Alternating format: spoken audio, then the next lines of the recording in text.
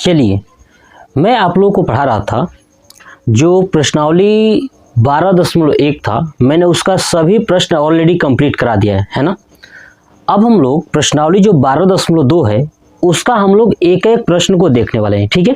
तो चलिए देखते हैं जो पहला प्रश्न है ना क्या कह रहा है। क्योंकि मैं बता दूं कि देखिए, जब भी मैं प्रश्नावली स्टार्ट करता हूं तो उससे पहले मैंने उसका बहुत सारा कॉन्सेप्ट आप लोगों को सिखाया था।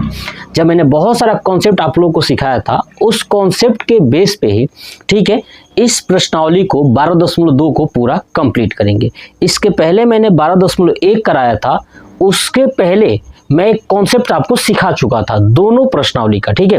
यानी 12.1 और 12.2 स्टार्ट करने से पहले मैं आपको आधे घंटे का वीडियो मैंने बनाया था कि किसका किसका आपको फार्मूला याद रखना है, और आई थिंक सब लोगों को याद हो चुका होगा, ठीक है। तो चलिए देखते हैं अब 12.2 का पहला प्रश्न क्या कह रहा है।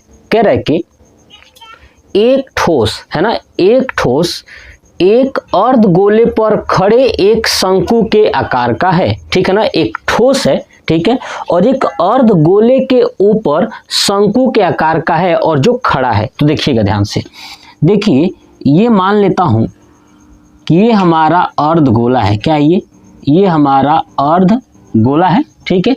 इस अर्धगोले के ऊपर क्या लगा हुआ है? शंकु लगा हुआ है। तो देखिएगा इसके ऊपर मैं शंकु ऐसा रख देता हूं, है ना।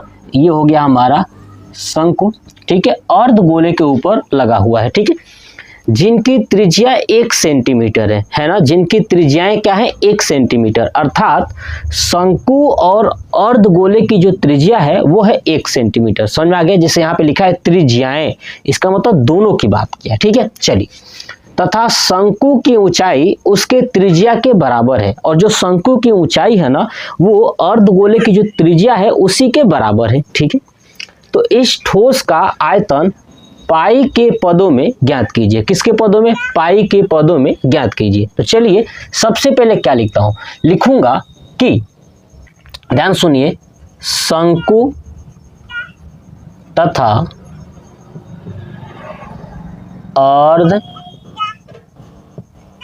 अर्धगोले की त्रिज्या r बराबर कितना दिया है जी? 1 सेंटीमीटर। कितना? 1 सेंटीमीटर, ठीक है। जो शंकु है और जो अर्धगोला है उनकी त्रिज्या कितनी है? 1 सेंटीमीटर। चलिए अब कह रहे हैं कि जो शंकु की ऊंचाई है ना त्रिज्या के क्या है? बराबर है। तो लिखूंगा क्या? शंकु की ऊंचाई यानी h बराबर है ना त्रिज्या। क्या है? त्रिज्या। तो देखिए त्रिज्या का मान कितना था? 1 सेंटीमीटर ना, तो यहाँ पे हो जाएगा h बराबर 1 सेंटीमीटर। समझ में आ गया ना। चलिए अब हमको एक चीज मिल गया, शंकु की ऊंचाई। ये है शंकु, तो ये हो गया इसका ऊंचाई 1 सेंटीमीटर, ठीक है। और अर्धगोला और शंकु की जो त्रिज्या है, यानी ये वाला जो त्रिज्या है यहाँ से, ये है आपका 1 सेंटीमीटर, ठीक है। अब हमको क्या बताना है? इस ठोस का आयतन बताना है। तो लिखूंगा ठोस का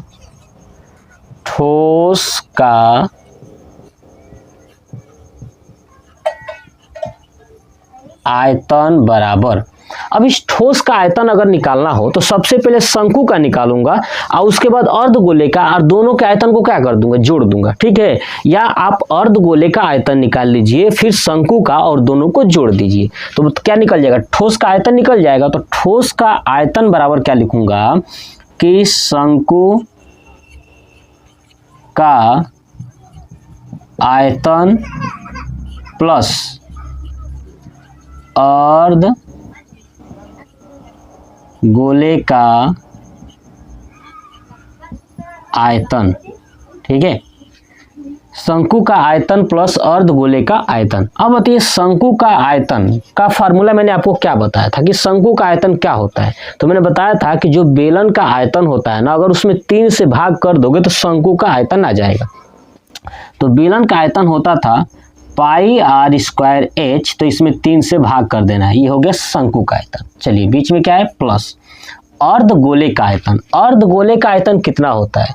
ठीक है, तो 2/3, याद रखिएगा 2/3 पाई r क्यू, ये होता है, दिमाग पे बैठा लीजिएगा हमेशा के लिए, ठीक है। चलिए अब देखिए यहाँ पे देखोगे कि यहाँ पाई आर स्क्वायर है, यहाँ भी पाई आर क्यों है, तो पाई आर स्क्वायर कॉमन हो जाएगा, बट्टे में 3 है, यहाँ भी बट्टे में 3 है, एक कॉमन ले लूंगा तो क्या होगा पाई आर स्क्वायर बटे में 3, तो यहाँ पे क्या बचेगा सिर्फ एच प्लस, यहाँ पे 3 आ गया, बाहर आ गया है, पाई आर स्क्वायर बाहर आ गया, तो सिर्फ यहाँ पे बचा है आर और यहाँ पे 2, यानी हो जाएगा 2r।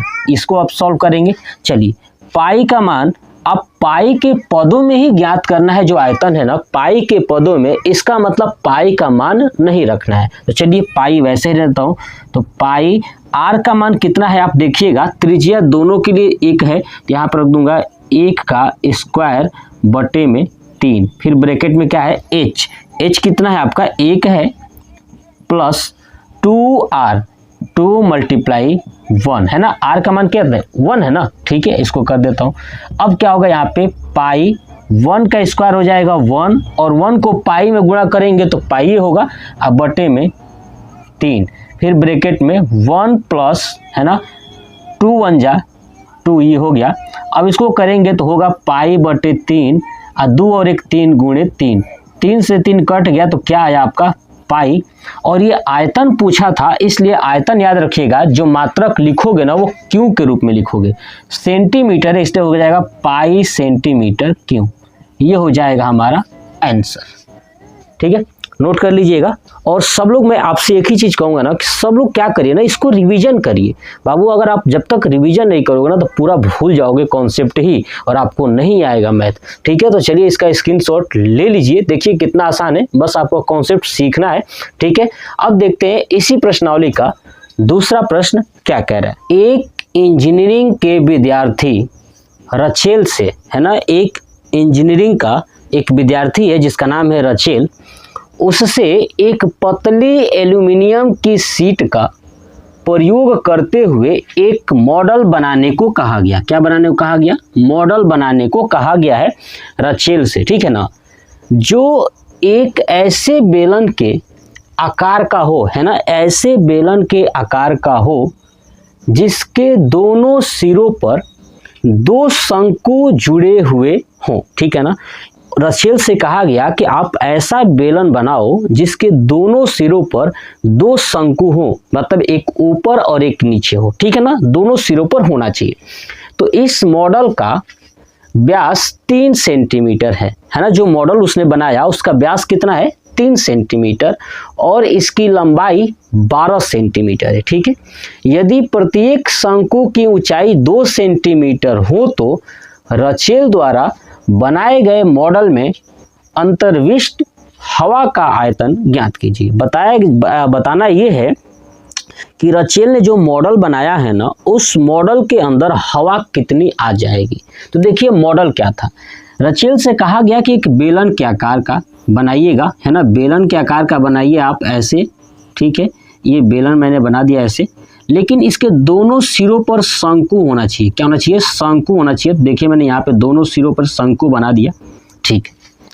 अब ये बन चुका है। अब इस मॉडल की जो ऊंचाई दिया था ना वो 12 सेंटीमीटर दिया था। पूरा कितना दिया है? ये 12 सेंटीमीटर दिया हुआ है।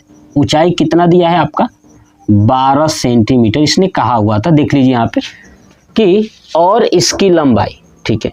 शंकु की ऊंचाई दिया है 2 सेंटीमीटर, यानी ये जो शंकु है ये ऊंचाई कितना है आपका? 2 सेंटीमीटर। तो नीचे वाला भी शंकु कितना होगा? क्योंकि दोनों समान शंकु हैं तो ये भी 2 सेंटीमीटर।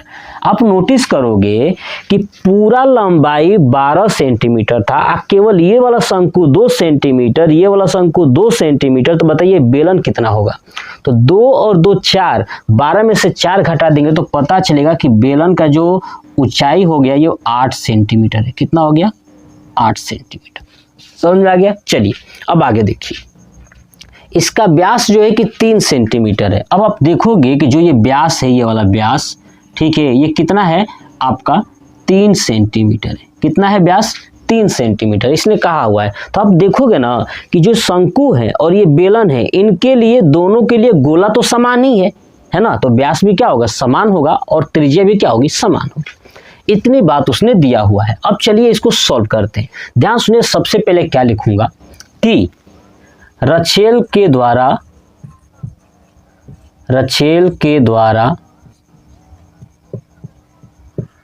बनाए गए मॉडल में, किससे बात कर रहे हैं? रछेल के द्वारा बनाए गए मॉडल में हमने इसकी बात करी, ठीक है। तो इस मॉडल में क्या आपको दिखाई दे रहा है कि शंकु और ये बेलन दोनों का व्यास क्या है? 3 सेंटीमीटर है। तो क्या लिखूंगा नीचे कि शंकु तथा बेलन का व्यास है ना, व्यास बराबर 3 सेंटीमीटर। अब व्यास को हम लिखते हैं 2r, तो 2r बराबर 3 सेंटीमीटर, तो r बराबर हो जाएगा 3/2 सेंटीमीटर। समझ में आ गया? तो शंकु तथा बेलन का जो त्रिज्या हो गया 3/2 सेंटीमीटर हो गया, ठीक है। अब देखिए ये शंकु है ना, नीचे वाला भी शंकु है, ये क्या है? बेलन। अब शंकु की ऊंचाई अलग है और बेलन की ऊंचाई अलग है, तो मैं क्या लिखूंगा कि माना शंकु की ऊंचाई, अब इसको h1 मान लेता हूं। क्यों? क्योंकि शंकु और बेलन की ऊंचाई अलग अलग है, तो एक को h1 और एक को h2, ठीक है ना। देखिए ये भी शंकु है, ये भी शंकु है, दोनों ऊंचाई सेम है, इसलिए मैंने शंकु की ऊंचाई h1 मान लिया। और कितना है h1 बराबर? तो आपका 2 सेंटीमीटर। ऐसे ही किसका? तो बेलन का लिखूंगा, बेलन की ऊंचाई, अब इसको मान लेता हूं h2, तो h2 बराबर कितना हो जाएगा? तो देखिए कितना, 8 सेंटीमीटर। मैंने पिक्चर में दिखा दिया है कि देखिए कैसे निकालना है, ये 8 सेंटीमीटर। समझ में आ गया? चलिए अब हमारे पास ये हो चुका है। अब तो कुछ दिया ही नहीं था, व्यास से हमने त्रिज्या निकाल लिया, ये त्रिज्या और ये ऊंचाई जो दिया है। अब हमसे क्या पूछ रहा है कि इसके अंदर हवा कितना भरोगे? तो देखिएगा, पहले तो इस बेलन का आयतन निकाल लेता हूं जिसके अंदर हवा भरा जाएगा, उसके बाद इस शंकु का और इस शंकु का आयतन निकाल के सबको जोड़ देंगे। यानी हम एक चीज कर सकते हैं कि अगर मैं एक शंकु का आयतन निकाल के उसमें 2 से गुणा कर दूं, ठीक है, अब बेलन का आयतन निकाल के जोड़ दूं, तो हमारा पूरा इसके अंदर हवा कितना भरेगा उसका आयतन निकल जाएगा। तो क्या लिखूंगा, ध्यान सुनिए कि मॉडल में, ठीक है, मॉडल में अंतर्विष्ट हवा का आयतन बराबर, ठीक है, बेलन का आयतन प्लस 2 गुणे, दुगु शंकु है ना, तो 2 गुणे शंकु का आयतन। बेलन का आयतन है, इसका फार्मूला लिखेंगे, और प्लस 2 गुणे शंकु का आयतन। तो देखिए बेलन का आयतन का फार्मूला क्या होता है? तो जो बेलन का आयतन होता है वो होता है पाई r स्क्वायर h। अब h कितना है? तो बेलन के लिए क्या है? h2 है ना, तो पाई r स्क्वायर h2 प्लस 2 है तो लिखूंगा 2, ठीक है, यहाँ पे, और गुणे में शंकु का आयतन, शंकु का आयतन क्या है? तो 1/3 पाई r स्क्वायर h, और शंकु का h क्या है? h1 है, तो यहाँ पे लिखूंगा 2 multiply pi r square h1/3, ये हमारा। अब इसको हम लोग सॉल्व करेंगे, तो देखिए पाई r स्क्वायर दोनों में कॉमन है तो ये बाहर कर दूंगा, तो क्या बचेगा यहाँ पे? पाई r स्क्वायर ब्रैकेट में बचेगा आपका h2 प्लस, यहाँ क्या बचा? 2h1 बचा, 2h1/3, ठीक है, ये बचा। अब देखिए पाई का मान रखूंगा 22/7, r का मान 3/2 है तो रखूंगा 3/2 का स्क्वायर, फिर ब्रैकेट में है ना h2 है, क्या है ये? h2 है, तो यहाँ पे देखिए h2 का मान कितना है? 8 है, तो रखूंगा यहाँ पे 8 प्लस 2h1 का मान 2 है, तो यहाँ पे रखूंगा 2 गुणे 2/3। अब चलिए इसको 22/7 गुणे 3 का स्क्वायर 9 हो जाएगा, 2 का हो जाएगा 4, ठीक है, फिर गुणे अब देखिए ये हो जाएगा ब्रैकेट में 8 प्लस 2 दूना 4/3, ठीक है। अब इसको सॉल्व करेंगे तो क्या हो जाएगा 22/7 गुणे 9/4 गुणे अतरी का 24 और 4 28/3, क्या हो जाएगा 28/3। अब कटेगा कितना है ना, इस 7 का 28 से कट जाएगा, तितरी का 9, यानी क्या बचा आपका 22 गुणे 3। इस 22 गुणे 3 को अगर करोगे तो क्या आ जाएगा 66 आ जाएगा, क्या आ जाएगा 66 आ जाएगा। और ये आयतन पूछा था तो जो भी आप यूनिट लिखोगे, जैसे इसमें सेंटीमीटर है उसका क्यूब लिख दोगे, तो 66 सेंटीमीटर क्यूब, ये हो गया इसका आंसर, ठीक है। देखिए मेरे पास जगह की कमी है इसलिए मैं कहीं से भी कहीं लिखता हूँ, लेकिन मैं आपको बता रहा हूँ कि कैसे आपको करना है। तो ये था प्रश्नावली 12.2 का दूसरा प्रश्न पूरा कंप्लीट हो गया। इसका स्क्रीनशॉट ले लीजिए। कह रहा है कि एक गुलाब जामुन में उसके आयतन की लगभग 30% चीनी की चाशनी होती है। कह रहा है कि एक गुलाब जामुन यानी जो रसगुल्ला होता है और गुलाब जामुन आपने देखा होगा ना, तो जो ये गुलाब जामुन है ना उसके अंदर जो है कि 30% चीनी की चाशनी है, ठीक है। चलिए, तो 45 गुलाब जामुनों में लगभग कितनी चाशनी होगी, है ना। एक गुलाब जामुन में अगर 30% है तो 45 गुलाब जामुन में कितने प्रतिशत चाशनी होगी ये हमको बताना है। यदि प्रत्येक गुलाब जामुन एक बेलन के आकार का है, किस आकार का है, बेलन के आकार का है, जिसके दोनों सिरे अर्धगोलाकार है और उसका जो दोनों सिरा है ना वो अर्धगोलाकार है, ठीक है, तथा इसकी लंबाई 5 सेंटीमीटर और व्यास 2.8 सेंटीमीटर है। तो चलिए देखिए, जब भी किसी चीज का अंदर का पूछा जाए ना तो वो आयतन होता है। जैसे हमसे पूछा है कि जो गुलाब जामुन होता है उस गुलाब जामुन में कितना रस भरा हुआ है, चाशनी कितना है ना, यही ना पूछा है कि 45 गुलाब जामुनों में कितना चाशनी है। तो हमको अगर अंदर का पूछा जाए इसका मतलब कि आयतन पूछा है। क्या पूछा है, आयतन पूछा है, समझिएगा ध्यान से। अब बाहर का पूछा जाएगा इसका मतलब कि क्षेत्र पूछा है, यानी क्षेत्रफल पूछा है, ठीक है। चलिए सबसे पहले गुलाब जामुन बनाता हूं। देखिए अगर आप देखोगे तो गुलाब जामुन आपने देखा होगा, ऐसे ये पिक्चर दिया हुआ है बुक में भी कि भाई ऐसा गुलाब जामुन है, ठीक है। तो मैंने ये गुलाब जामुन बना दिया। ये वाला कह रहा था कि दोनों सिरों पे क्या है, अर्ध गोले के आकार का है। देखिए दोनों सिरा हो गया, यहाँ से मैं ऐसे मिला दूं तो आपको ये जो दोनों सिरा दिखाई दे रहा है ये अर्ध गोले के आकार का है, ठीक है। अब देखिए इसकी लंबाई जो है कि 5 सेंटीमीटर है, यानी पूरा ये लंबाई कितना है, यहाँ से लेकर के यहाँ तक पूरे गुलाब जामुन की लंबाई कितनी है, तो आपकी 5 सेंटीमीटर है, ठीक है। इसका व्यास 2.8 सेंटीमीटर, मतलब कि ये वाला जो व्यास है ये कितना है आपका 2.8 सेंटीमीटर, ठीक है। अब एक बात बताइए, ये जो दोनों सिरा है अर्ध गोले के आकार का है, किसका है, अर्ध गोले के आकार का है। तो हम इसकी ऊंचाई यानी ये दूरी ज्ञात कर सकते हैं। कैसे, देखिए अगर ये पूरा 2.8 है व्यास तो बताइए त्रिज्या कितना होगा 1.4। 2.8 अगर व्यास है तो 1.4 त्रिज्या होगी। मतलब कि यहाँ केंद्र से इसके केंद्र से हर जगह की दूरी यानी ये वाला दूरी, ये दूरी सब क्या होंगे, बराबर होंगे, क्योंकि ये सभी क्या होंगे, त्रिज्या होंगे। तो त्रिज्या अगर बराबर होगी इसका मतलब कि ये वाला दूरी कितना हो जाएगा, ये वाला दूरी 1.4 है ना। व्यास का क्या होता है, आधा होता है ना। ऐसे ही यहाँ से लेकर के ये त्रिज्या कितनी हो जाएगी 1.4। तो अब देखिए अगर मैं इन दोनों अर्ध गोले की दूरी यानी 1.4 और 1.4 जोड़ करके इस पूरे 5 में से घटा दूं तो मुझे ये बीच वाला पता चल जाएगा, यानी बेलन का पता चल जाएगा। तो कितना होगा, चलिए अब निकालते हैं। जो जो दिया था उसको सबसे पहले लिखते हैं। क्या लिखूंगा, लिखूंगा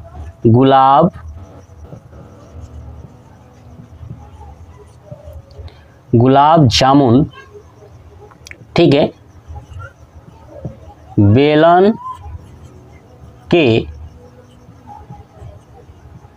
आकार का है।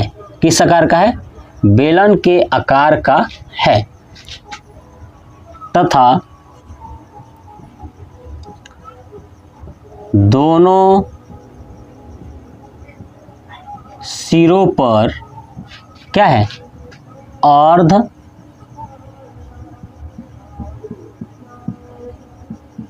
गोलाकार, ठीक है, अर्ध गोलाकार है, ठीक है, दोनों सिरों पर क्या है, अर्ध गोलाकार है। तो देखिएगा सबसे पहले एक तो बेलन भी है और एक क्या है, अर्ध गोलाकार है।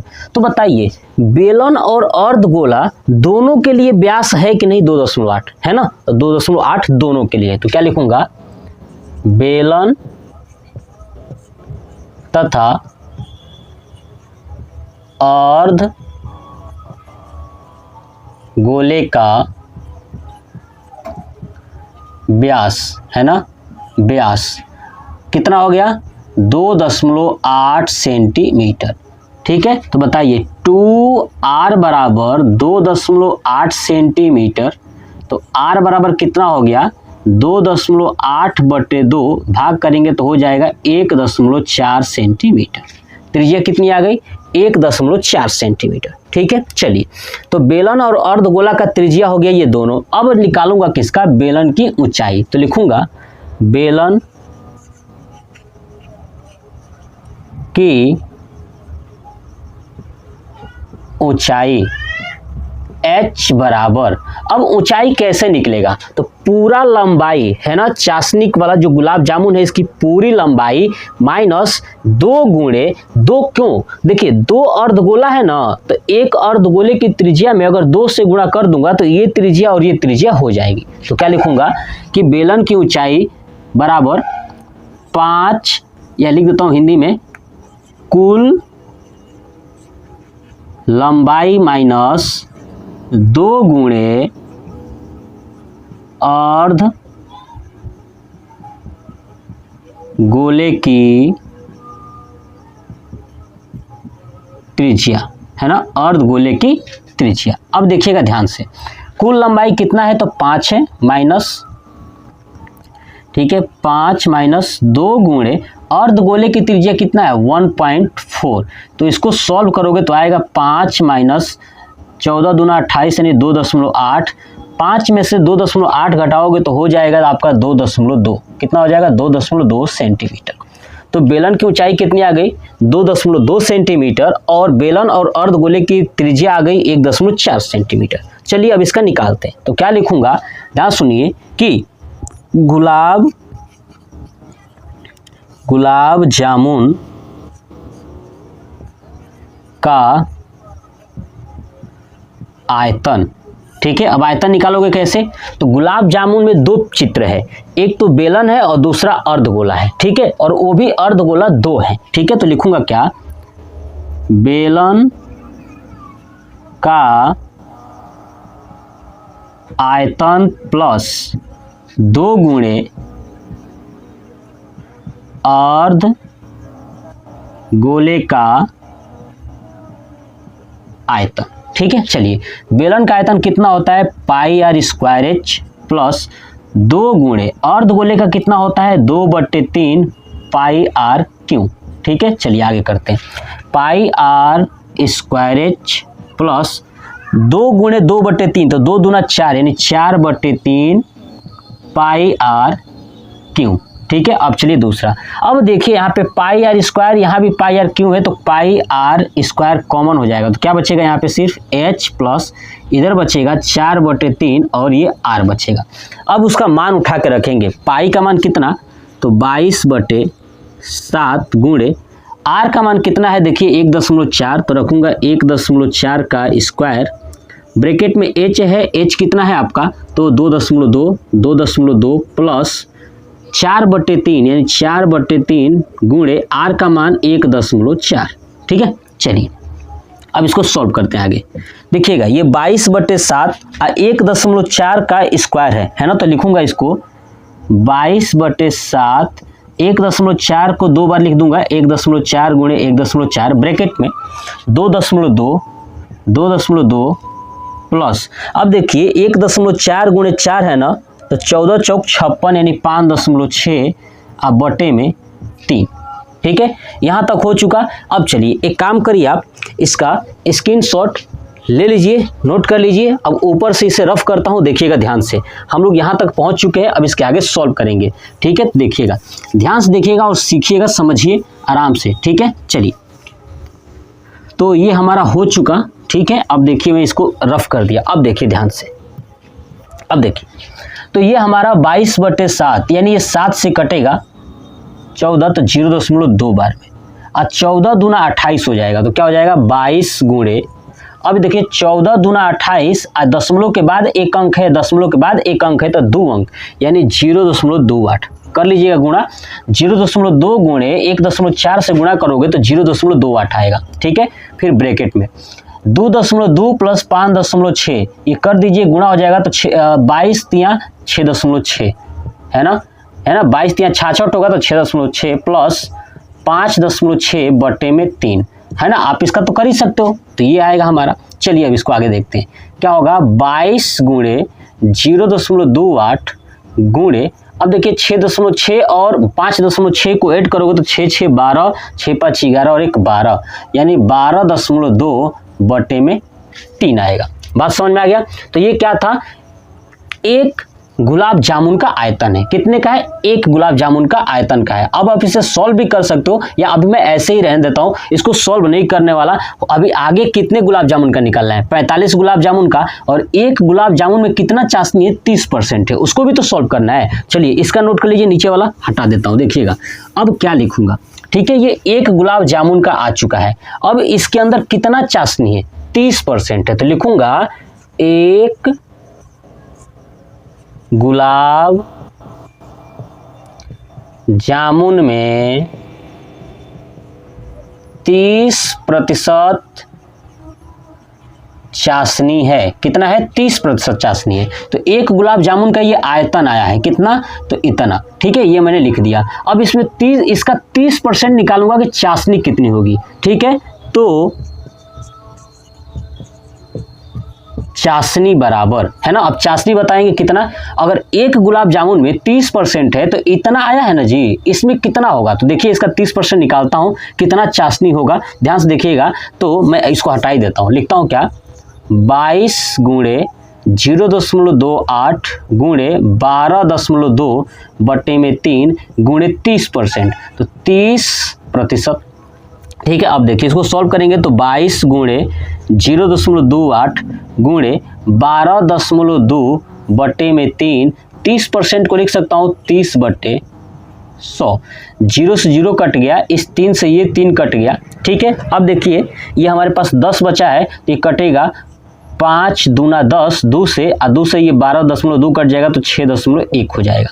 यानी क्या आया हमारा, तो 22 गुणे 0.28 गुणे 6.1 अब बटे में क्या आया आपका 5 आ गया। यानी इतनी चाशनी है एक में, है ना, इतनी चाशनी है। तो टोटल कितने गुलाब जामुन है, 45। तो अब नीचे लिखूंगा अतः 45 गुलाब जामुन में कुल चाशनी। ठीक है, एक गुलाब जामुन में इतना चाशनी है। ठीक है, 30% है ना, तो 30% निकाला तो ये आया। तो 45 में कितनी चाशनी है, तो 45 इसमें गुणा कर दूंगा, तो क्या हो जाएगा 22 गुणे 0.28 गुणे 6.1 बटे में 5 है और गुणे 45, तो 5 9 45। तो यानी क्या आया हमारा, तो 22 गुणे 0.28 गुणे 6.1 गुणे 9। अब मुझे इसको गुणा करना है, जो आएगा वही हमारा आंसर होगा। तो चलिए गुणा करते हैं। 6.1 को 9 से गुणा करते हैं तो कितना आएगा, तो 6.1 को 9 से गुणा करोगे तो 9 एकम 9, 9 छक 54, यानी 54.9 आ जाएगा। उसमें फिर से 0.28 से गुणा करूंगा, तो 0.28 से गुणा करता हूं तो कितना हो जाएगा, 9 8 72 का 2 हासिल 7 और 4 का 32, 32 और 7 32 और 7 39 का 9 हासिल 3। ठीक है, 8 5 40 और 3 43, ये आया। फिर 2 से करेंगे, 2 9 18 का 8 हासिल 1, 2 चौक 8 और 1 9 और 2 5 10। अब इसको जोड़ेंगे, 2 9 8 17 9 10 11 12 और 1 13 4 और 1 5 और 1 कितने अंक तक, 2 और 1 3 1 2 3 15.372, यानी आया। किसको गुणा किए, तो इन तीनों को गुणा किए तो, यानी हो जाएगा 22 गुणे 15.372। अब इसको गुणा करता हूं, देखता हूं कितना आता है 15.372 में। देखिए हटाता हूं इसको, लिखूंगा 15.372 गुणे 22। अब 2 से गुणा करता हूँ, 2 दूना 4, 2 7 14 और 2 3 6 और 1 7, 2 5 6 10 है ना, और 2 1 2 और 1 3। ठीक है, अब यही चीज़ लिखना है मुझे फिर से 4, क्योंकि 2 से यही भी है, 4 4 7 0 3। ठीक है, अब इसको जोड़ेंगे 4 4 4 8, 7 4 11, 7 और 1 8, 3 3। ठीक है, और 3 अंक तक दशमलव लगा देंगे यहाँ पे, 338.184, 338.184। और सब ये सेंटीमीटर में चल रहा था, ये आयतन है तो क्यों होगा, है ना, सेंटीमीटर क्यों में चल रहा था, तो चाशनी कितनी आ जाएगी, 338.184 सेंटीमीटर क्यूब। यही हमसे पूछा था कि भैया 45 गुलाब जामुन में कितनी चाशनी होगी, तो ये हो गया हमारा आंसर। अब आपको लग रहा होगा कि सर ये हार्ड है, नहीं हार्ड है बाबू, बस आपको समझना है कॉन्सेप्ट को। जिस दिन आप समझ जाओगे ना, आप प्रश्नों को यूं खेल जाओगे। ठीक है, तो अब चलिए देखते हैं प्रश्न संख्या 4। कह रहा है कि एक कलमदान, ठीक है, घनाभ के आकार का है। कलमदान क्या होता है ना, जिसके अंदर कलम रखा जा सके, खसा जा सके, वो घनाभ के आकार का है, जिसमें कलम रखने के लिए 4 शंक्वाकार गड्ढे बने हुए हैं, है ना, जिसमें कलम रखने के लिए 4 जो है कि शंकु के आकार का गड्ढा बना हुआ है।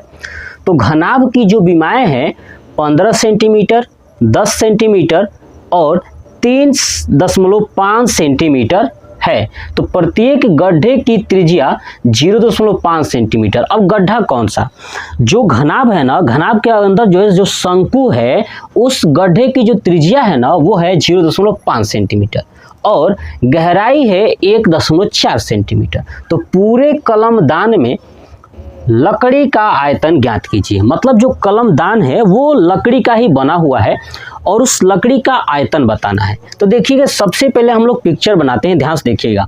देखिए मैं यहाँ पे एक बनाता हूँ, ये मैंने बनाया कलमदान जो लकड़ी के आकार का है। ठीक है, और इसमें कितने जो है कि शंकु बने हुए हैं, 4 इसी में रखा जा रहा है। तो देखिए ये एक मैंने ये शंकु बना दिया, ये हो गया दूसरा, तीसरा और ये चौथा। ये शंकु के आकार का क्या है, इसमें गड्ढा है और इसी में कलम को रखना है। ठीक है, इसी में कलम को क्या करना है, रखना है। ठीक है, अब ये जो आकार है इस शंकु के आकार का है। किस आकार का है, तो शंकु के आकार का। देखिए मैं यहाँ पे शंकु के आकार बना देता हूँ ऐसे। ठीक है, इसको मैं शंकु के आकार, अरे घन के आकार का बना देता हूँ। घनाभ कह रहा है ना, तो घनाभ के आकार का मैं बना दिया ऐसे। देखिएगा ध्यान से, ये हमारा बन चुका है घनाभ के आकार का। ठीक है, अब इसी में रखना है। अब आप देखोगे कि सर ये आपने किनारे बनाया है, बाबू इसको आप समझो कि ये बीच में बना हुआ है। कहाँ बना है, बीच में समझना। बीच का मतलब देखते हो ऐसे, ऐसे आप समझो कि ये ऐसे बना हुआ है। ठीक है, इसको आप समझो। ये सामने से मैंने बनाया ताकि आपको मैं समझा सकूं, बट समझना ये बीच में बना हुआ है ऐसे। ठीक है, चलिए अब देखिए, तो इसकी जो घनाभ है ना, इसका जो बीमा है वो दिया हुआ है 15 सेंटीमीटर। ये लंबाई दिया है 15 सेंटीमीटर।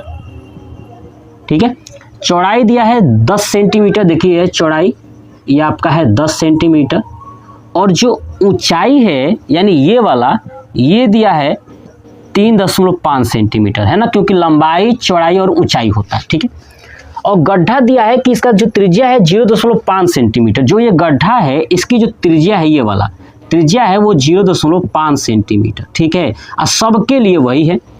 गहराई जो है कि 1.4 है, मतलब ये गहराई यहाँ से लेकर के, ये जो गहराई है ऊपर यहाँ से लेकर के यहाँ तक, वो है 1.4। ठीक है, कितना है, 1.4। सबका गहराई 1.4 है। तो पूरे कलमदान का कलमदान में लकड़ी का आयतन ज्ञात कीजिए। तो चलिए सबसे पहले लिखते हैं, देखिएगा ध्यान से। कलमदान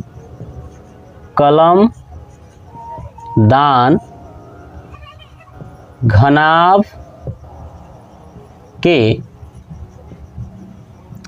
आकार का है, जिसमें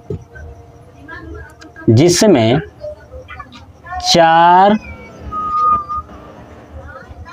शंक्वाकार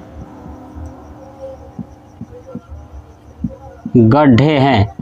कितने हैं, 4 जो है कि शंक्वाकार गड्ढे हैं। तो देखिए अब ध्यान सुनिएगा, ये गड्ढा बनाया गया होगा तो पहले ये पूरा घन होगा, लकड़ी से पूरा भरा होगा ना, उस लकड़ी को खोद के गड्ढा बनाया गया है। तो पहले पूरे घन का यानी घनाभ का आयतन निकाल लेता हूं और उसमें से, है ना, उसमें से ये घनाभ जो ये शंकु है, इस शंकु के आयतन को घटा दिया जाए। क्या किया जाए? घटा दिया जाए। तो पता चल जाएगा कि जो शेष लकड़ी है उसका जो है कि कितना आयतन होगा। तो देखिएगा सबसे पहले क्या लिखूंगा कि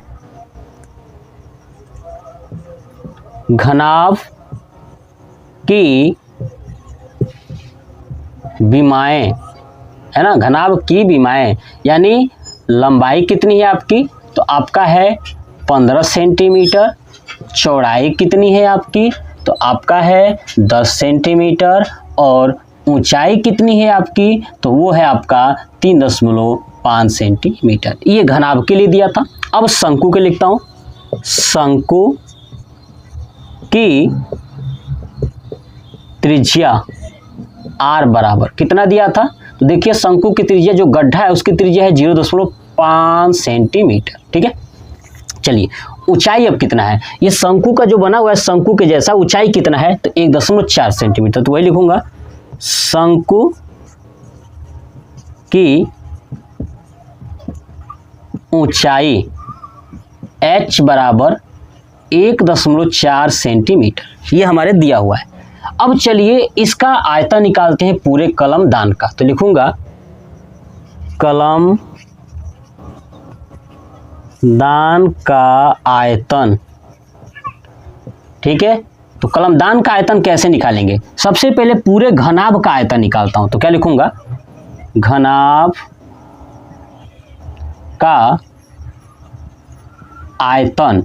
अब माइनस कर दूंगा, जो शंकु का आयतन है ना, एक शंकु का आयतन, 2 शंकु का, 3 और 4, चारों शंकु का आयतन, मतलब कि जो लकड़ी काटा गया है वो शंकु ही तो है, तो उसका आयतन अगर घटा दूंगा तो बाकी लकड़ी का निकल ही जाएगा। क्योंकि पूरे का जब शंकु नहीं बना था तो क्या था? वो घनाभ था ना, तो घनाभ का आयतन, और जब शंकु बन गया तो गड्ढा हो गया तो शंकु का आयतन घटा देंगे। अब कितने शंकु हैं? 4 हैं। तो लिखूंगा घनाभ का आयतन माइनस 4 गुणे शंकु का, है ना, 4 गुणे शंकु का आयतन। ठीक है, तो देखिए घनाभ का आयतन क्या होता है? तो होता है ना, आपको पता है ना, लंबाई गुणे चौड़ाई गुणे ऊंचाई माइनस 4 गुणे शंकु का आयतन। शंकु का आयतन क्या है आपको पता है? शंकु का आयतन होता है पाई r स्क्वायर h बटे में 3। हो गया ये।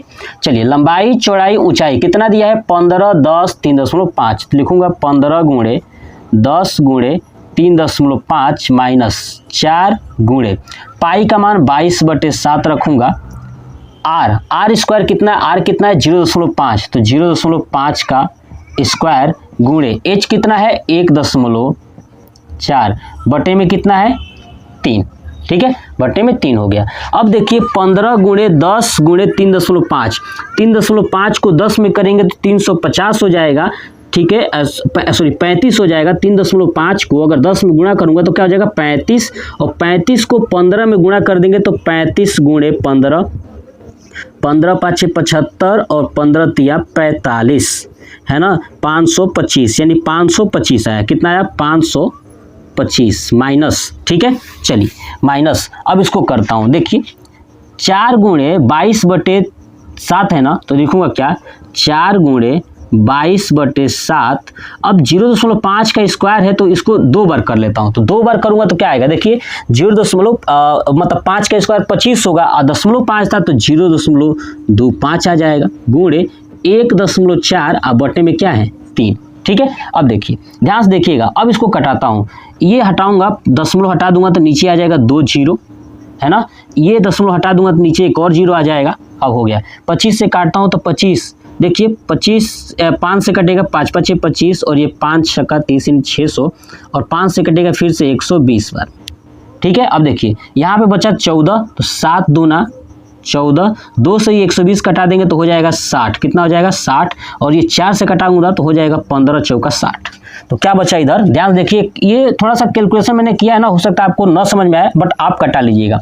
तो 525 माइनस क्या बचा इधर 22 और पूरे के बटे में क्या बचा है 15, तो 22/15। अब 22 में 15 का भाग कर देंगे तो क्या हो जाएगा 22/15, तो 15 एकम 15 हो जाएगा, ठीक है, 15 एकम 15 तो हो जाएगा 7, यहाँ पे दशमलव, यहाँ पे हो जाएगा 0, 15 चौक 60 तो हो जाएगा 60, बचा 10, फिर यहाँ पे आ जाएगा 0, है ना, तो 15 चौक 60, 15 पचे 75, 15 छक्का 90, यानी हो जाएगा 90, ये फिर आया 10, यानी बार बार ये रिपीट होता जाएगा, है ना, 10 बचता जाएगा, यानी 1.466, यानी 525 माइनस 1.466 ऐसे बढ़ता जाएगा। अब 525 में से 1.466 घटा दूंगा, यानी 525.00 लिख देता हूँ और 1.466, एक और 0 लिख देता हूँ, घटा देता हूँ। 10 में से 6 गया 4, 9 में से 6 गया 3, 9 में से 4 गया 5, दशमलव 4 में से 1 गया 3 और यहाँ पे बचा 2, यहाँ पे 523.534 कितना आ जाएगा 523.534।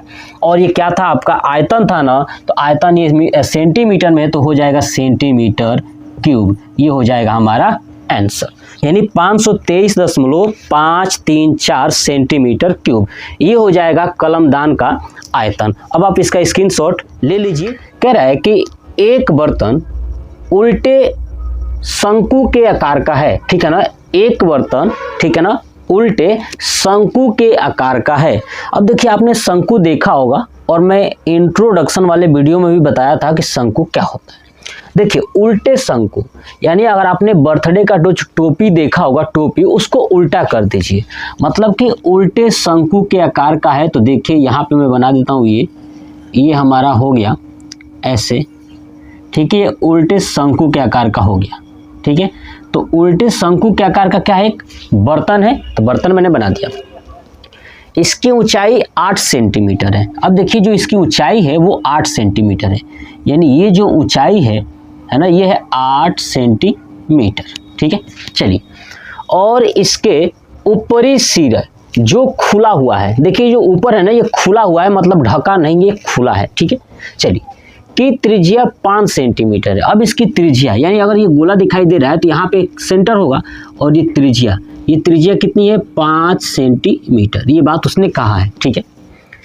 यह ऊपर तक पानी से भरा हुआ है, ठीक है ना। अब इसमें क्या भरा हुआ है, तो यहाँ पे भरा हुआ है पानी। इसमें क्या भरा है, पूरा ऊपर तक भरा हुआ है, ये पूरा आपका पानी भरा हुआ है, ठीक है। ये कह रहा है कि ऊपर तक क्या भरा है, पानी भरा हुआ है, ठीक है। चलिए, अब जब इस बर्तन में, है ना, जब इस बर्तन में, यानी शंकु के आकार का जो बर्तन है, इस बर्तन में शीशे की कुछ गोलियां, है ना, शीशे की कुछ गोलियां इसके अंदर क्या की जा रही है, डाली जा रही है। तो उस जो गोली है ना, उस गोली की त्रिज्या कितनी है 0.5 सेंटीमीटर, समझ में आ रहा, ठीक है। प्रत्येक गोली की त्रिज्या कितनी है 0.5 सेंटीमीटर त्रिज्या वाला एक गोला है, ठीक है ना। एक गोला कितने त्रिज्या का है 0.5 सेंटीमीटर का, ठीक है। तो डाली जाती है तो इसमें से भरे हुए पानी का 1/4 भाग बाहर निकल जाता है। तो बर्तन में डाली गई शीशे की गोलियों की संख्या ज्ञात कीजिए। मतलब ये हुआ कि अगर ये पानी से भरा हुआ है, इसमें एक गोली अगर डाला जाता है तो जितना इसका आयतन है ना, जितना इसका आयतन है, ठीक है, उसका 1/4 बाहर निकल जाता है। तो बताना ये है कि टोटल कितनी गोलियां इसमें डाली गई हैं, ठीक है। तो देखिए कैसे इसको करना है, ध्यान से सुनिएगा। सबसे पहले लिखूंगा कि शंकु के आकार का बर्तन है, ठीक है, जिसमें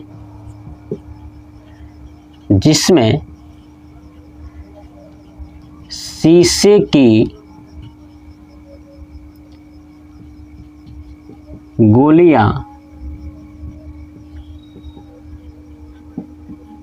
डाली जाती हैं, है ना, डाली जाती है, ठीक है। ये हमने लिख दिया।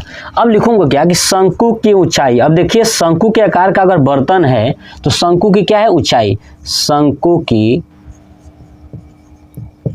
ऊंचाई। अब शंकु की ऊंचाई कितनी है, तो h बराबर बताइए कितनी है, h बराबर हमको दिख रहा है 8 सेंटीमीटर। शंकु की ऊंचाई कितनी है, 8 सेंटीमीटर। ठीक है, चलिए उसके बाद क्या है कि शंकु की त्रिज्या कितनी है, 5 सेंटीमीटर। तो नीचे यहाँ पे लिखता हूँ साइड में, शंकु की त्रिज्या r बराबर 5 सेंटीमीटर।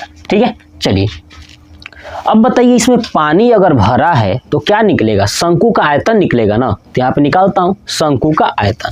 ठीक है, और शंकु का आयतन का मतलब क्या निकलेगा कि पानी का आयतन। ठीक है, तो लिखूंगा क्या कि शंकु के अंदर, ठीक है, शंकु के अंदर रखे पानी का आयतन। देखिए जितना शंकु का आयतन होगा उतना ही ना पानी का आयतन होगा, क्योंकि पानी जब रख रहे हैं तो वो शंकु का आकार का ही हो जा रहा है। तो शंकु का आयतन क्या होता है, तो हमको पता है 1/3 पाई आर स्क्वायर एच। ठीक है, तो देखिए 1/3 गुणे पाई का मान वैसे ही रहने देता हूँ पाई ही, आर का मान कितना है, देखिए आर का मान है 5, तो रखूंगा यहाँ 5 का स्क्वायर गुणे एच कितना है आपका 8, तो रख दिया 8। इसको सॉल्व करेंगे तो होगा 1/3 पाई, 5 का हो जाएगा 25 है ना, 5 का हो जाएगा 25 गुणे 8। ठीक है, 25 गुणे 8। अब इसको करेंगे तो 25 8 है 200, यानी हो जाएगा आपका, ठीक है, ये 200 पाई बटे में 3। आई बात समझ में, 200 पाई बटे में 3 पानी का आयतन। ठीक है, अब कह रहा है कि जब इसमें 0.5 सेंटीमीटर त्रिज्या वाला अगर क्या डाला जाता है, क्या डाला जाता है, एक गोला डाला जाता है, तो क्या होता है, इसमें भरे हुए पानी का 1/4 भाग बाहर निकल जाता है। तो ध्यान से सुनिए। ठीक है, जब, अब नीचे लिखूंगा, जब 0.5 सेंटीमीटर त्रिज्या वाला गोला डाला जाता है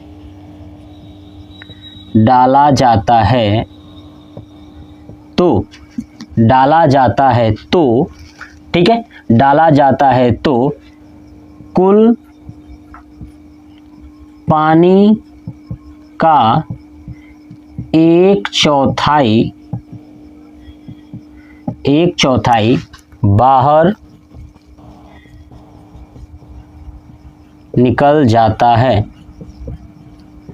तो बाहर निकल जाएगा, इसका 1/4 का मतलब कि 1/4 हिस्सा, यानी 200 पाई बटे में 3 गुणे 1/4। अब 4 से कट जाएगा ये 200, 4 5 20, यानी हो जाएगा 50, यानी हो गया 50 पाई बटे में 3। ये हो गया रियल वाला आयतन, है ना, जो कि 1/4 निकल चुका है। ठीक है, अब डाला क्या जा रहा है, गोली। तो सबसे पहले हमने निकाल लिया कि इसमें पानी कितना बचा हुआ है, तो इतना बचा हुआ है 50 पाई बटे 3। अब इसमें गोली डाला जा रहा है। ठीक है, तो अब निकालूंगा गोली का आयतन। लिखूंगा क्या कि नीचे गोली का आयतन। अब बताइए गोली का आयतन यानी गोले का आयतन क्या होता है, आप लोग जानते हैं ना, क्या होता है, 4/3 पाई आर क्यू। ठीक है, तो रखूंगा 4/3 पाई का मान पाई ही रहने देता हूँ, पाई, और आर की जगह पे क्या रखूंगा 0.5 का क्यूब, यही ना। चलिए अब इसको सॉल्व करेंगे, क्या होगा, 4/3 पाई गुणे 0.5 का क्यूब। ठीक हो जाएगा, तो हो जाएगा 4/3 पाई गुणे 0.5 का क्यूब निकालोगे तो होगा 0.125।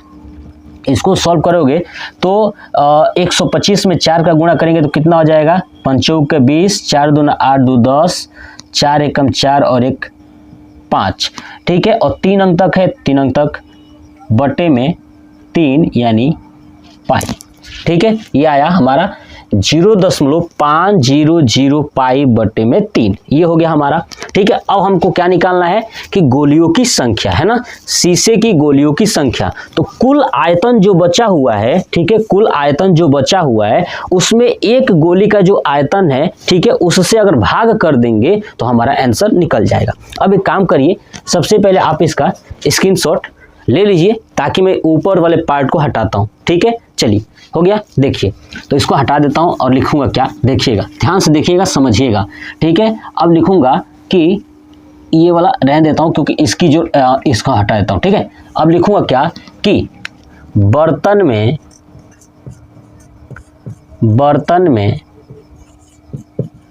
डाली गई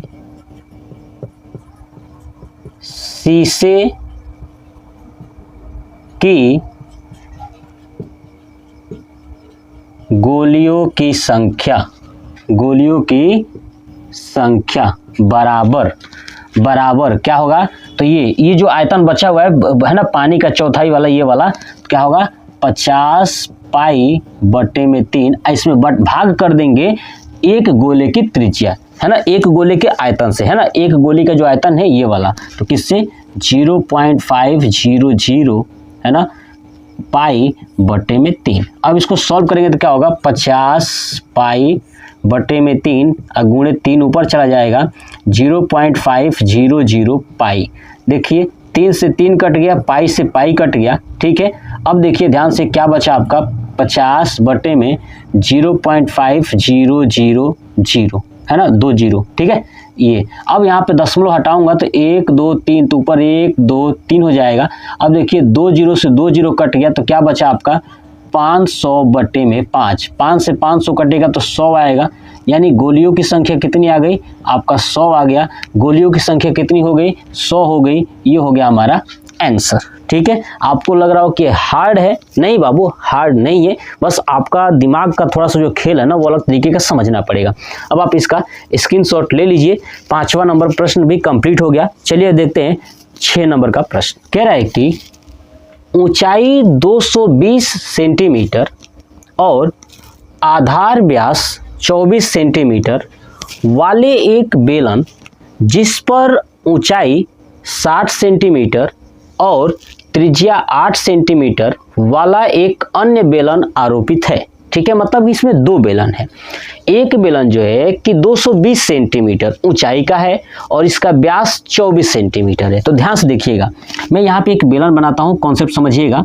यहाँ पे मैंने एक बनाया, ये बनाया एक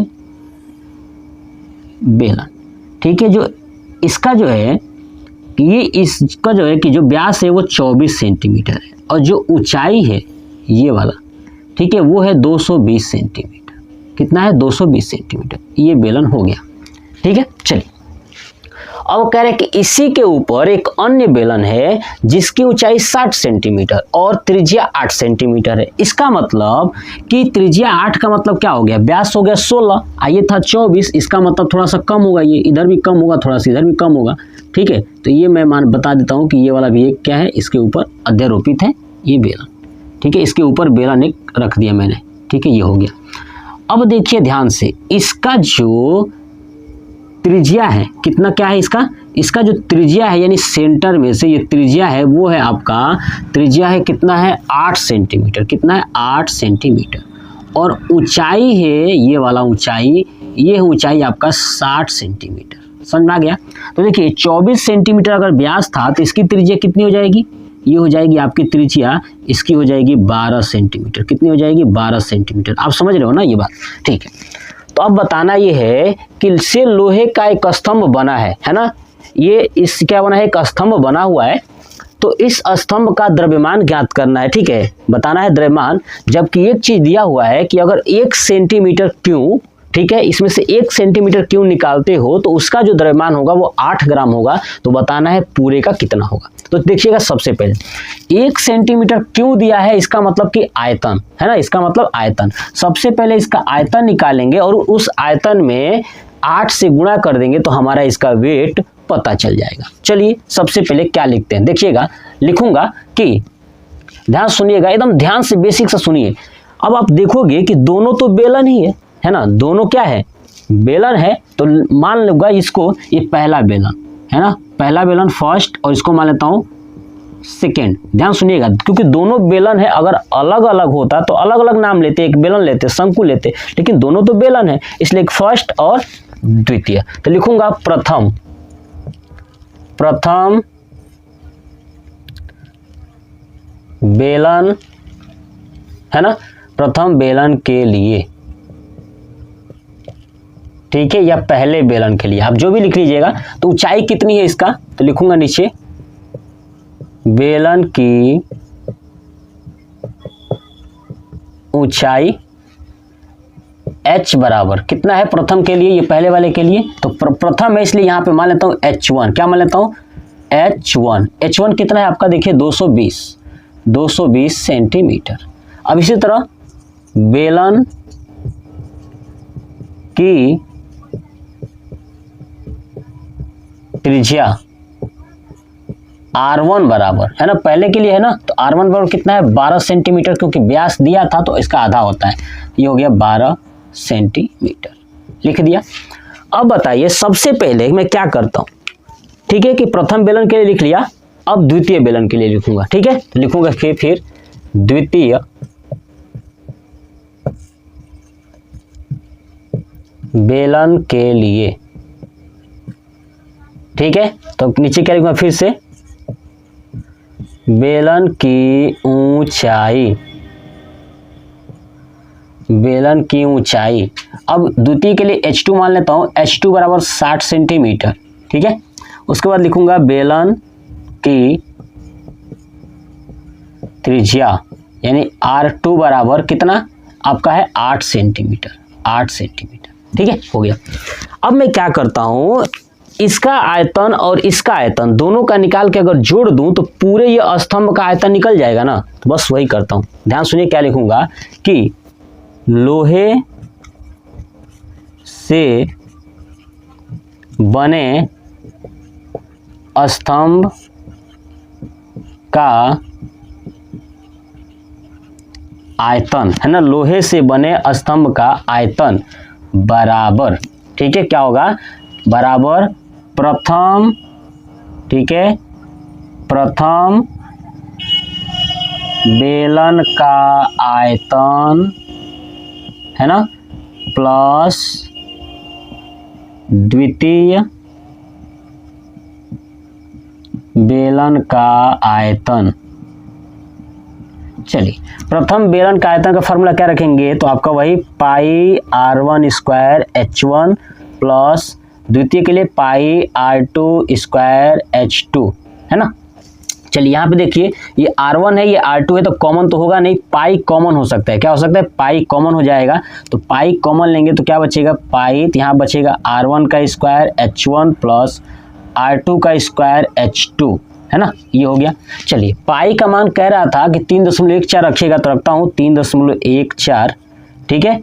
चलिए ब्रैकेट में R1 कितना है, R1 है 12, तो रखूंगा यहाँ पे 12 का स्क्वायर गुणे H1 कितना है आपका 220, तो रखूंगा 220 प्लस R2 का स्क्वायर 8 है, तो 8 का स्क्वायर गुणे H2 है आपका 60, तो रख दिया 60, ब्रैकेट क्लोज कर दिया, ठीक है। चलिए अब इसको सॉल्व करेंगे तो क्या होगा 3.14 ब्रैकेट में 12 का स्क्वायर 144 गुणे 220 प्लस 8 का स्क्वायर 64 गुणे 60।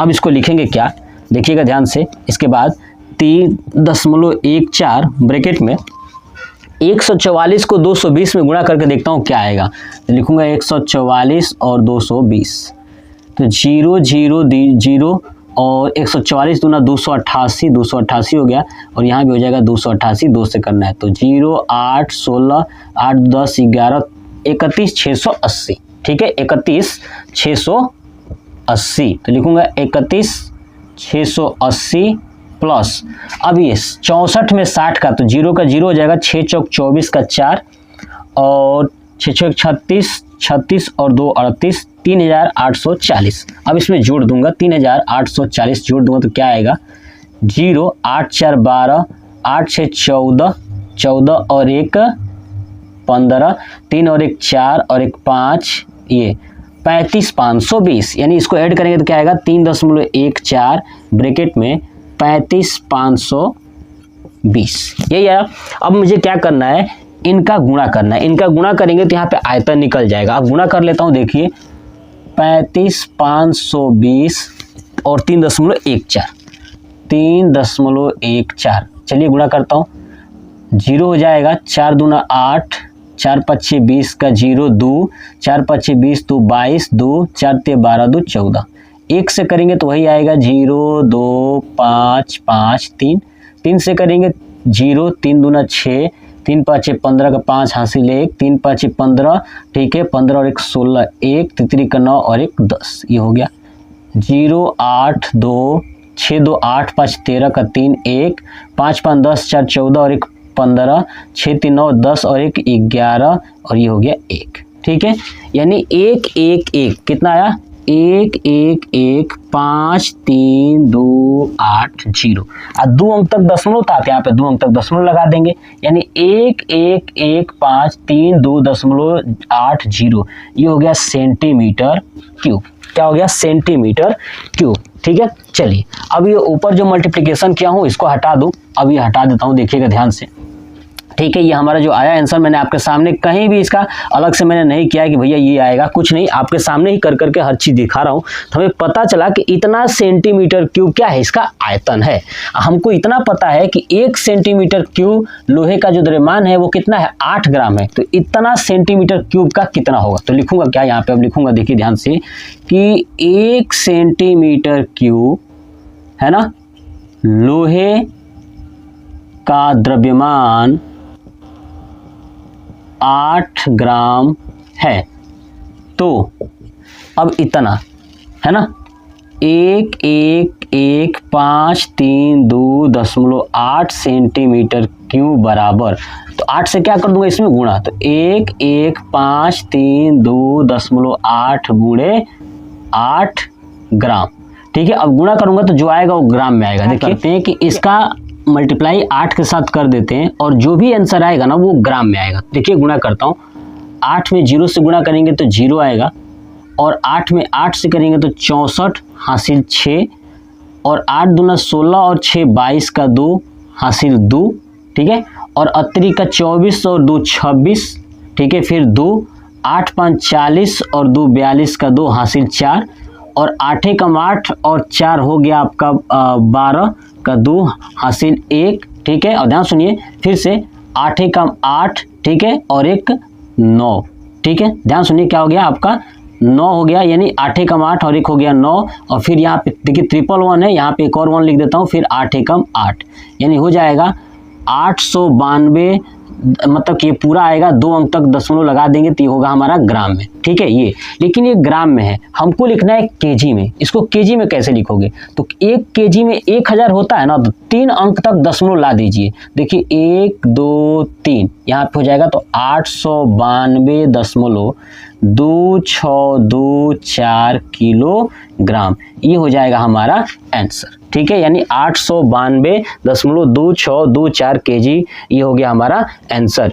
यानी मैंने जो है कि टोटल 2 प्रश्न कंप्लीट करा दिया, इसका आप स्क्रीनशॉट ले लीजिए। कह रहा है कि एक ठोस में है ना, एक ठोस में ऊंचाई 120 सेंटीमीटर और त्रिज्या 60 सेंटीमीटर वाला एक शंकु सम्मिलित है, ठीक है ना, जो 60 सेंटीमीटर त्रिज्या वाले एक अर्धगोले पर अध्यारोपित है, यानी आरोपित है। तो इस ठोस को पानी से भरे हुए एक लंब वृत्तीय बेलन में इस प्रकार सीधा डाल दिया जाता है कि यह बेलन की तली को स्पर्श करे। किसको करे, बेलन की तली को स्पर्श करे। यदि बेलन की त्रिज्या 60 सेंटीमीटर है और ऊंचाई 180 सेंटीमीटर है, तो बेलन में शेष पानी का आयतन ज्ञात कीजिए। आपको ये बात समझ में नहीं आया होगा तो मैं फिर से एक बार रिपीट कर दूं। कह रहा है कि एक जो है ना कि 120 सेंटीमीटर ऊंचाई और त्रिज्या 60 सेंटीमीटर का एक शंकु है, ठीक है। देखिएगा ये आप ध्यान सुनिए, ये मैंने बना दिया शंकु, ठीक है, ये मैंने बना दिया शंकु जिसका ऊंचाई जो है 120 सेंटीमीटर है और जो त्रिज्या है ना वो है आपका 60 सेंटीमीटर। ये बात उसने कहा हुआ, ठीक है। चलिए अब कह रहे हैं कि ये फिर से 60 सेंटीमीटर त्रिज्या वाले एक अर्धगोले पर अध्यारोपित है। यानी जो ये शंकु है ना वो 60 सेंटीमीटर त्रिज्या वाले अर्धगोले के ऊपर है। इसका मतलब कि जितना इसका त्रिज्या है अर्धगोले का भी उतना ही होगा, मतलब कि ये ऐसे पिक्चर बनेगा, है ना, क्योंकि अर्धगोला भी इसी के ऊपर जाके बैठेगा ना, इस अर्धगोले के ऊपर ही तो शंकु है, तो अर्धगोले की भी त्रिज्या कितनी होगी, 60 ही होगी। दोनों यही कहा था। चलिए अब इस ठोस को, यानी जो बना हुआ ये आकृति है, इस ठोस को पानी से भरे हुए एक लंब वृत्तीय बेलन में इस प्रकार सीधा डाल दिया जाता है। मतलब इसको उठा करके एक बेलन में डाला जाता है ना। बेलन जो है कि लंब वृत्तीय है, लंबा सा है, ठीक है, कि यह बेलन की तली को स्पर्श करे, है ना। अब देखिए ध्यान से देखिएगा, ये मैं बेलन बनाता हूँ, ठीक है, ये मैंने बना दिया बेलन, ठीक है, ये बेलन, और ये बेलन के तली को क्या करता है, स्पर्श करता है, यानी ये वाला हिस्सा यहाँ पे जाके टच हो जाता है, ठीक है, और ये ऊपर वाला हिस्सा ये ऊपर हो जाता है, यहाँ पे आ जाता है, ठीक है। इसको उठा के इसमें डाल दिया गया, ठीक है। यदि बेलन की त्रिज्या 60 सेंटीमीटर, देखिए बेलन है ना, तो इस बेलन की भी त्रिज्या कितनी है, 60 सेंटीमीटर। क्या आप नोटिस कर पा रहे हो क्या कि ये जो है कि बना हुआ ये जो आकृति है इसकी भी त्रिज्या 60 है, इसकी भी त्रिज्या 60 है, मतलब इसको उठा के इसमें रखोगे तो पूरा फिट आ जाएगा, है ना। तो यही बात उसने कहा हुआ है। और ऊंचाई 180 सेंटीमीटर है। ऊंचाई कितना है आपका, 180 सेंटीमीटर है। कितना है ये, 180 सेंटीमीटर है, ठीक है। चलिए तो बेलन में शेष पानी का आयतन ज्ञात कीजिए। देखिए इसमें पानी भरा हुआ था, जब इसको उठा करके इसमें डालोगे तो इसका पानी निकलेगा कि नहीं निकलेगा, बाहर निकल के गिरेगा। तो बताना ये कि इसमें शेष कितना बचा होगा। तो सपोज करिए, मान लेता हूं कि अगर इसमें 10 लीटर है, कितना है, 10 लीटर है, और जब आपने इसको डाला तो मान लेता हूं कि 2 लीटर बाहर निकल गया। कितना निकल गया, 2 लीटर बाहर निकल गया। तो बताइए इसके अंदर कितना बचा होगा। 10 में से 2 को घटा देंगे तो निकल जाएगा ना। सेम वही है, क्या करूंगा कि सबसे पहले बेलन का आयतन निकालूंगा, उसके बाद इस ठोस का आयतन निकालूंगा, और बेलन में से ठोस को घटा दूंगा तो पता चल जाएगा किसका आयतन कितना है, तो कितना पानी का आयतन होगा। ये बात हमको बताना है। तो देखिएगा कैसे करेंगे इसको। सबसे पहले क्या लिखूंगा कि ध्यान सुनिए कि 120 सेंटीमीटर ऊंचाई और त्रिज्या 60 सेंटीमीटर वाला शंकु है। तो क्या लिखूंगा, ये पिक्चर आप बना लीजिएगा, ठीक है। ये मैंने अलग अलग बनाया है, आप चाहे तो एक ही पिक्चर के अंदर इसको बना सकते हो। तो ये सबसे पहले आप अपने कॉपी पे पिक्चर बना लीजिए। उसके बाद लिखिएगा क्या कि लिखिएगा कि शंकु, ठीक है, शंकु तथा अर्ध गोले की त्रिज्या, है ना। देखिए शंकु भी है और अर्धगोला कितना है आपका, त्रिज्या r बराबर 60 सेंटीमीटर। हो गया कंप्लीट। अब शंकु की ऊंचाई है आपका 120, तो लिखूंगा क्या, शंकु, ठीक है, शंकु की ऊंचाई h बराबर 120 सेंटीमीटर, ठीक है। अब इस शंकु के बारे में जो दिया था हमने लिख लिया, और अर्धगोले के बारे में कंप्लीट हो गया। अब यहाँ पे बेलन देखिए, ठीक है, बेलन, तो देखिए लिखूंगा बेलन की ऊंचाई, है ना, बेलन की ऊंचाई, ठीक है। अब देखिए यहाँ भी शंकु की ऊंचाई अलग है, तो शंकु की ऊंचाई को मान लेता हूं h1, क्या मान लेता हूं h1, और बेलन के लिए मान लेता हूं h2। तो h2 बराबर है आपका 180 सेंटीमीटर, ठीक है। अब बेलन की त्रिज्या, तो लिखूंगा नीचे बेलन की त्रिज्या r बराबर 60 सेंटीमीटर। अब देखिए दोनों की त्रिज्या जब 60-60 है तो दोनों का r ही रहने देता हूं, कोई दिक्कत नहीं है। लेकिन ऊंचाई अलग अलग था इसलिए मैंने h1 और h2 माना हुआ था, ठीक है। ये बात आपको समझ में आ गया। अब हमें क्या करना है कि पहले इसका आयतन निकाल लेना है, ठीक है। किसका आयतन, इसका आयतन, उसके बाद इसका आयतन, इसमें से घटा दूंगा तो पता चल जाएगा कि इसमें कितना पानी बचा हुआ है। तो सबसे पहले देखिए क्या लिखेंगे कि बेलन में, है ना, इसमें कितना पानी है, पहले इसी को निकाल लेता हूं। चलिए बेलन में पानी का आयतन। ठीक है, तो कैसे निकालोगे, पाई आर स्क्वायर एच, और बेलन के लिए एच क्या था आपका H2 है तो H2 रख दूंगा। ठीक है, हो गया। पाई का मान आप ऐसे ही रहने दीजिए, पाई ही रहने दीजिए, आगे देखेंगे पाई का मान रख लेंगे। ठीक है, चलिए, तो पाई आर कितना है बेलन का, तो 60 सेंटीमीटर तो रखूंगा, पाई 60 का स्क्वायर गुणे H2 कितना है आपका 180। ठीक है, अब देखिए इसको करेंगे तो क्या होगा, 60 का करेंगे तो हो जाएगा 3600 गुणे 180, और ये पाई है तो पाई वैसे ही रहने देता हूँ। तो ये हो गया बेलन में पानी का आयतन। पानी इतना है, बस इतना ही रहने देता हूँ, इसको कर दूंगा सेंटीमीटर क्यूब में। ऐसे ही आप करिएगा, ध्यान सुनिए, मैंने बेलन का निकाल लिया। ठीक है, अब देखिए किसका निकालूंगा, शंकु तथा अर्धगोले का। ठीक है, तो नीचे लिखता हूँ शंकु, ठीक है, या उसको डायरेक्ट कह देता हूँ, क्या कह रहा था कि ये ठोस है, क्या ये ठोस है। तो ठीक है, अब लिखूंगा ठोस। ठीक है, ठोस का आयतन, ठोस का आयतन बराबर क्या होगा कि शंकु का आयतन, शंकु का आयतन प्लस अर्धगोले का आयतन, अर्धगोले का आयतन। ठीक है, अब मैं इस पिक्चर को हटा देता हूं, आप लोग नोट कर चुके होंगे। ठीक है, तो देखिएगा, इसे मैं रफ कर देता हूं। ठीक है, आप इसका एक बार ले लीजिए, ठीक है, बना लीजिएगा। अब देखिए, आप ध्यान से मेरी बातों को सुनिएगा। ठीक है, अब देखिए यहाँ पे निकालते हैं किसका आयतन, हमने निकाला कि ठोस का आयतन, तो शंकु का आयतन प्लस अर्धगोले का आयतन। शंकु का आयतन का फॉर्मूला क्या होता है, पाई आर स्क्वायर H1 बटे 3, है ना। H1 क्यों होगा, क्योंकि शंकु की ऊंचाई को मैंने H1 माना है। फिर प्लस अर्धगोले का, अर्धगोले का क्या होता है 2 बटे 3 पाई आर, क्यों, है ना।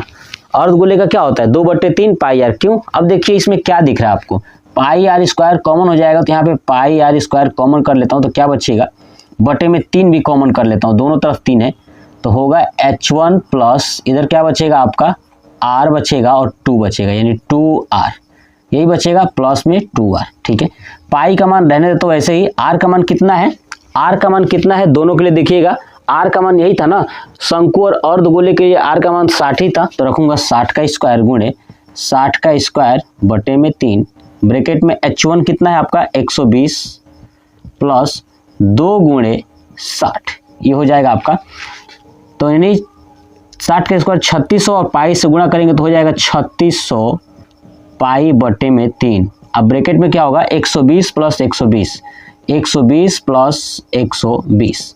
ठीक है, ये हो जाएगा 3600 पाई बटे में 3, गुणे हो जाएगा 240।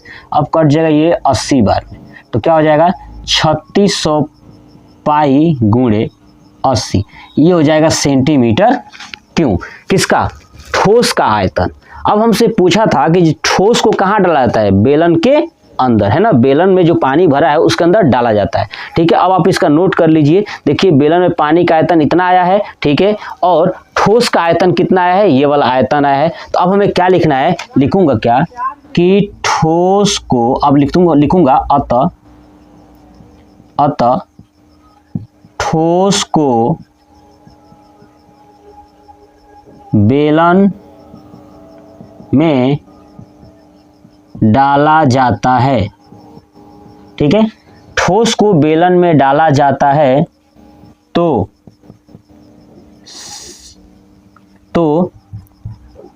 कुछ पानी बाहर आ जाती है, इसलिए शेष पानी का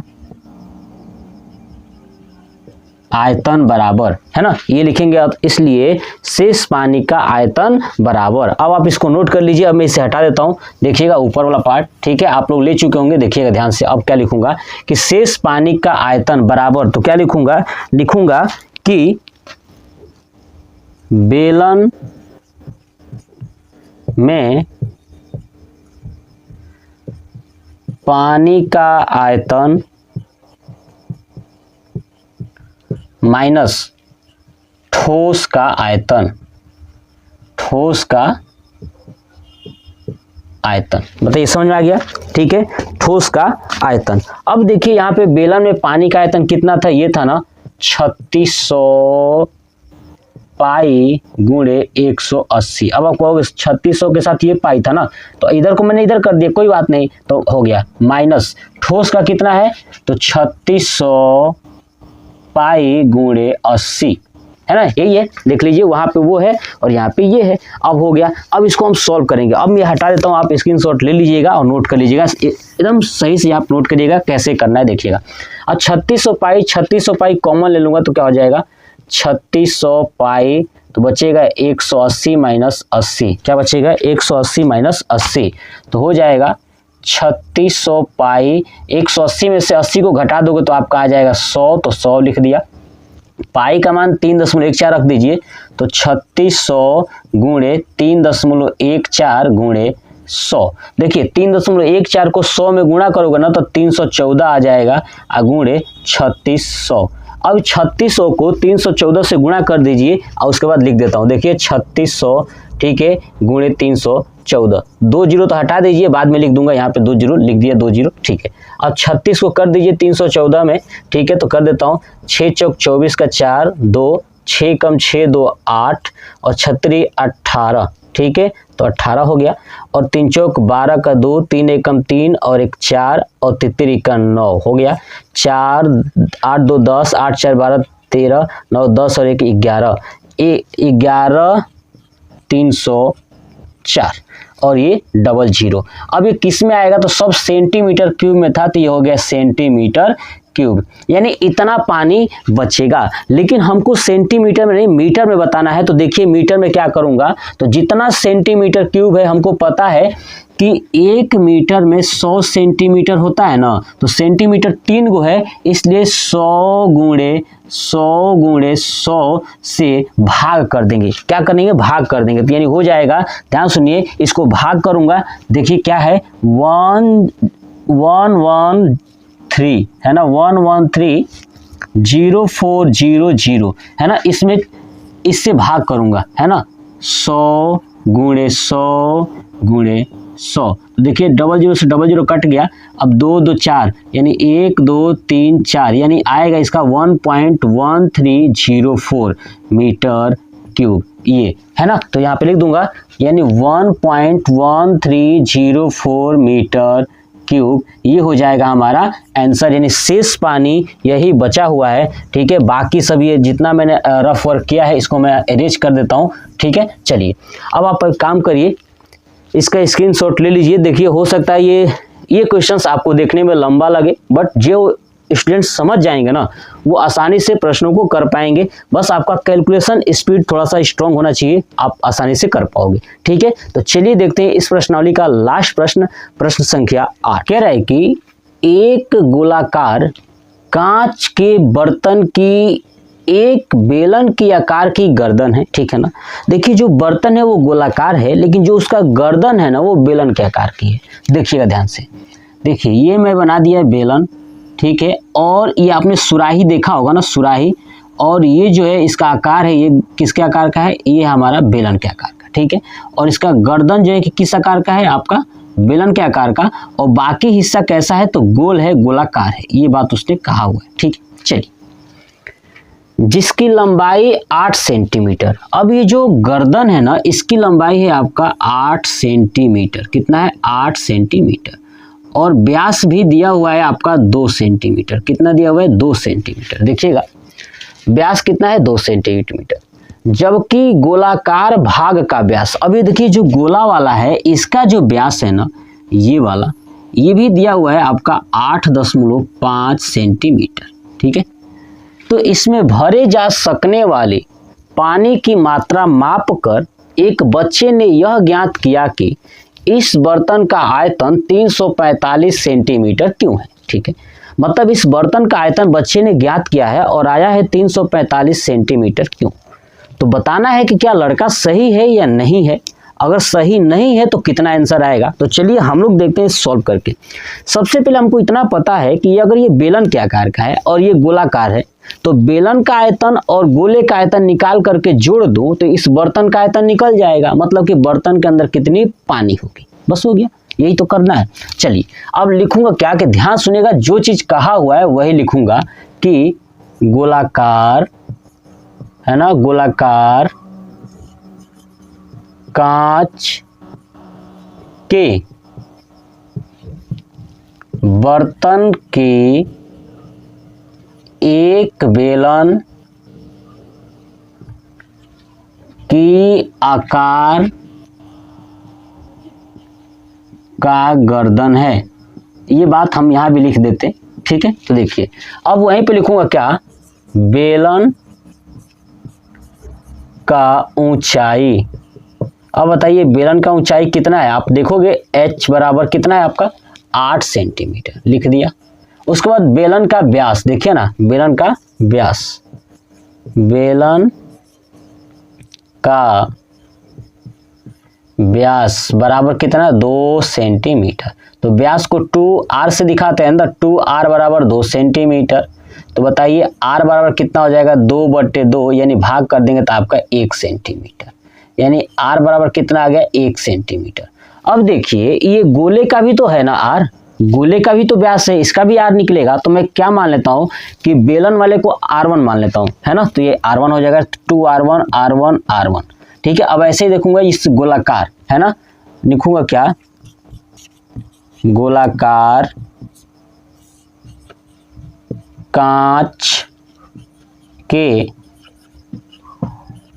बर्तन का व्यास, है ना, बर्तन का व्यास कितना है आपका 8.5 सेंटीमीटर, ठीक है। तो देखिए इसको माने तो R2, तो 2R2 बराबर हो जाएगा 8.5 सेंटीमीटर।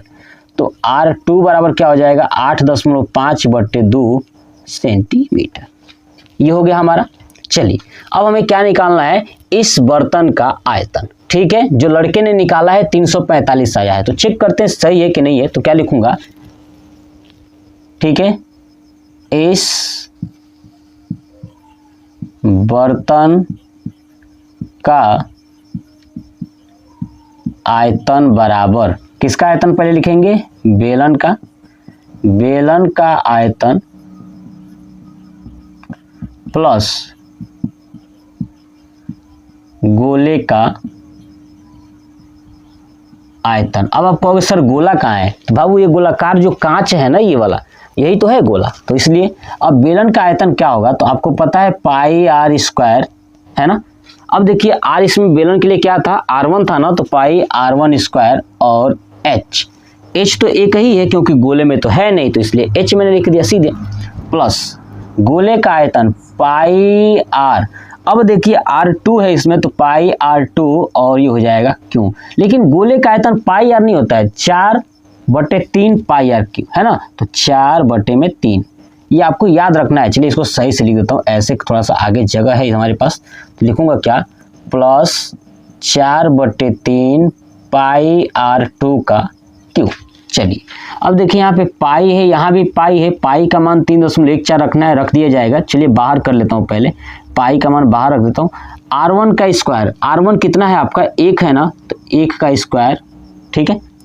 अब चलिए पहले लिख देता हूँ, उसके बाद इसमें मान रखूंगा, है ना। तो चलिए पाई लिख देता हूँ और R1 का स्क्वायर h बचेगा प्लस 4/3 R2 का क्यूब, ये आया। चलिए पाई का मान 3.14, R1 कितना है आपका 1 है, तो 1 का स्क्वायर गुणे h है आपका 8 प्लस 4/3 गुणे R2 कितना है आपका, R2 है 8.5/2, तो रखूंगा 8.5/2।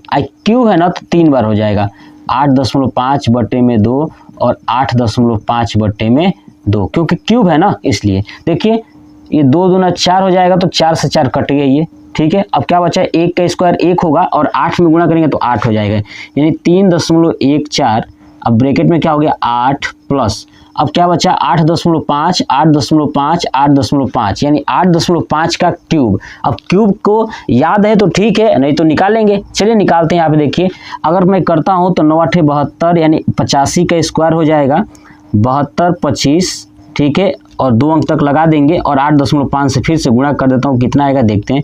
5 5 25 का 5 2, 5 दूना 10 2 12 का 2 हासिल 1, 5 दूना 10 और 1 11 1, 7 5 35 और 1 36, फिर 8 से करूँगा 8 5 40 4, 8 दूना 16 और 4 20 2 है ना, 16 और 2 18 1, 7 8 56 और 1 57, ये हो जाएगा 5 2 1 8 6 14 7 3 10 11 5 और 1 6 है ना, 6 1 4 1 2 5।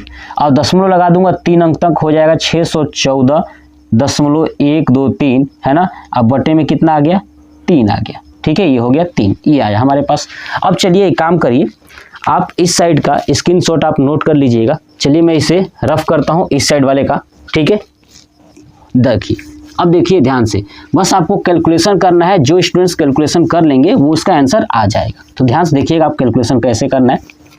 चलिए देखिए अब क्या है 3.14, ठीक है, तो लिखूंगा 3.14 ब्रैकेट में क्या है अतिरिक्त 24, क्या हो जाएगा अतिरिक्त 24, ये हो जाएगा 24 प्लस 614.125 अब बटे में 3, ठीक है। चलिए यहाँ पे क्या आया 3, अब देखिए नहीं 3 दूना 6, देखिए 3 दूना 6, यहाँ पे 6 आ गया सॉरी, ठीक है, देखिए 2 छूट गया था तो 3 दूना 6, तो हो जाएगा 8 छक 48। अब कितना हो जाएगा यहाँ पे 48 हो जाएगा, तो लिख दूंगा 48 और नीचे हो जाएगा 6। चलिए अब क्या करता हूँ, इसको देखता हूँ कोई कटेगा, ये 2 से कटेगा, ये 3 से कटेगा, 3 दूना 6 और 2 से कटेगा, 2 1 कम 2, ठीक है, और 2 5 10 2 7 14 यानी 1.57, ये हो गया हमारे पास, ठीक है। अब 48 को इस 614 में जोड़ दीजिए तो कितना हो जाएगा, इधर हो जाएगा 1.57 ब्रैकेट में, इसको जोड़िए 0.125 ही होगा, ठीक है। 8 4 12 का 2 हासिल 1, 4 और 1 5 और 1 6 यानी 662.125 बटे में 3, ये हो जाएगा।